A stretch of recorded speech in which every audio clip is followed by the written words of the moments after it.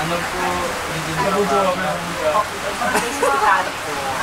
sa pagiging barangay secretary, ano po yung ginagawa? Ako po gumagawa ng filing ng mga records ng lahat ng mga dokumento, lalo na yung mga importanteng dokumento. Ako nagpa-file. May mga programa po ba sa barangay?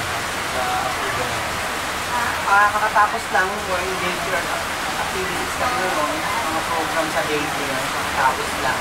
At yung sa ako, nagtiklase na mga baradong kanal, kasi pulas yan patulan, ito kahapon, kailangan sa gawa ng pang-limang deklase. Para matanggal ng mga karasakatan. Kaya po, nakita ko po na hindi naman po masyadong mabaha po. Hindi naman bahain sa amin. So, ano po yung pangunahing pangangailangan ng mga barangay?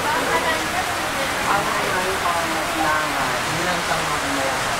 atin sa amin, peace and order lang kasi kailangan ng mga tao dito. Pag siyempre nagkatrabaho, kita nyo naman, yung businesses, sila na pagdating ng gabi, tinutulog sila ng mapayapan, mapapantayan, walang awareness sa gabi, mga gulo, para pag sila bukas sa umaga, sila tuloy lang ang trabaho. Peace and order ang kailangan.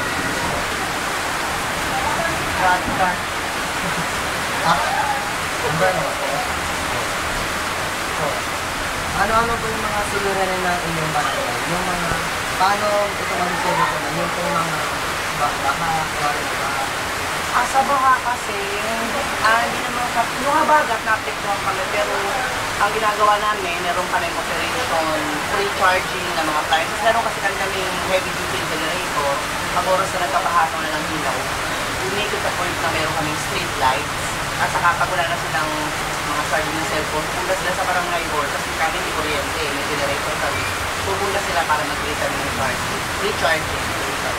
Saka tumingin nyo nga, buksan namin yung street lights. yung pangalima po, ano po yung mga karaniwang kaguluhan dito? May mga nagbabatuan po ba dito ang pinagkakawa? Wala namang gano'n. Mga pag usapang lasing lang.